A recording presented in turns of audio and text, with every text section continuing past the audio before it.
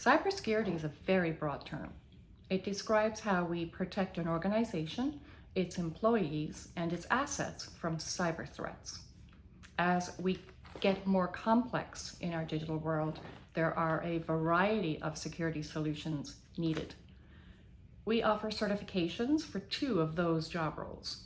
One is the CISSP, the Certified Information Systems Security Professional. This is the person who manages the entire organization's security plan. So they will implement it and manage it from the top. Another is the CEH, a Certified Ethical Hacker.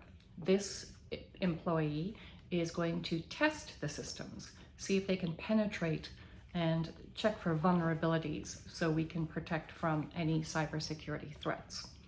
Both of those certifications are really for professionals, people with experience in the field who maybe they haven't worked in a cyber role, but they've worked in the network field itself. If you are a career changer, there are paths, there are certifications that we can help you get into the field and then gain the experience necessary so you would be trusted with such a critical role.